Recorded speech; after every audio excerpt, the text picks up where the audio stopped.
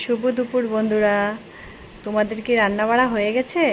তো আজকে তো সানডে, তো সানডে সবার বাড়িতে স্পেশাল কিছু না কিছু হয়।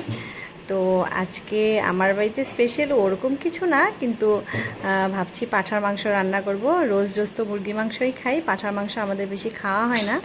তো ছেলে বললো পাঁঠার মাংস খাবে, তো আজকে অল্প অন্যরকম করে পাঁঠার মাংসটা রান্না করব। তো দেখো, আমি প্রথমে কড়াইতে তেল দিয়ে নিয়েছি। তেল দিয়ে আমি এটার মধ্যে রসুন, অনেক বেশি করে রসুন লাগবে এটাতে, রসুন আর আদা আর কাঁচা লঙ্কা, টমেটো দেবো, কিন্তু টমেটোটা অল্প পরে দেবো। এটা আগে সুন্দর করে অল্প লাল লাল করে ভেজে নেব। ভেজে তারপরে আমি এটার মধ্যে টমেটোটা অ্যাড করে দেব। কারণ টমেটোটা আগে দিলে কি হয় বন্ধুরা, জল ছেড়ে দিবে এটার মধ্যে। তো জল ছেড়ে দিলে তো ভাজাটা, রসুন আর আদাটা ভালো করে ভাজা হবে না। তো দেখো, আমি মিক্সিতে নামিয়ে নিয়েছি, আর অল্প ঠান্ডা হওয়ার পর আমি এটা সুন্দর করে একটা পেস্ট বানিয়ে নিয়েছি। তো পেস্ট বানানোর পর আমি এটা সাইডে রেখে দিয়ে এখন মাংসটা বসাই।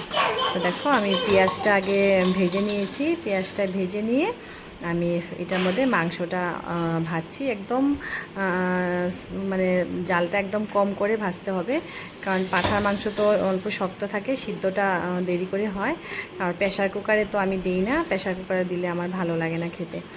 তো এক এক করে আমি মশলাগুলো দিয়ে দিচ্ছি। দেখো, যা যা মশলা লাগে, নুন, তারপরে হলুদ, তারপর শুকনো লঙ্কার গুঁড়ো, জিরের গুঁড়ো, এগুলো সব দিয়ে দিচ্ছি। আর যে পেস্টটা আমি করে রেখেছিলাম, ওই পেস্টটাও আমি একসাথে দিয়ে দিচ্ছি। দিয়ে আমি এটাকে সুন্দর করে ভাজা ভাজা করব।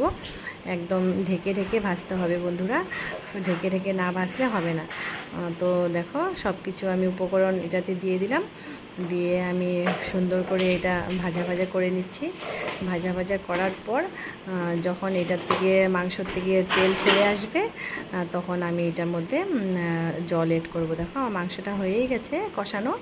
তো কষানো হয়ে যাওয়ার পরে যে মশলার বাটিটাতে যাতে মশলা ছিল, ওইটা ধুয়ে দিয়ে দিয়েছি। তো দেখলাম যে অল্প জলটা কম হয়েছে, আমার আর অল্প জল লাগবে। আর আমার মাংসটা অলরেডি সেদ্ধ হয়ে গেছে, কিন্তু আর অল্প সেদ্ধ হওয়া বাকি আছে। তো আর অল্প জল অ্যাড করে দিই। তো জল অ্যাড করে আমি এটা ঢেকে ঢেকে রান্না করছি আর কি। তো জল অ্যাড করে আবার ঢেকে দিলাম।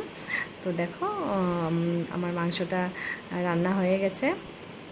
এখন এই দেখো, এখন গরম মশলা দিয়ে দিচ্ছি 1 চামচ। তো ছোটো চামচে 1 চামচ গরম মশলা দিয়ে দিচ্ছি। আর এই দেখো, আমার মাংসটা রেডি হয়ে গেল। এখন খাওয়াটা রেডি করে নেই, দেখি কেমন হয়েছে মাংসটা। তো দেখা হবে নেক্সট ভিডিওতে। Bye bye.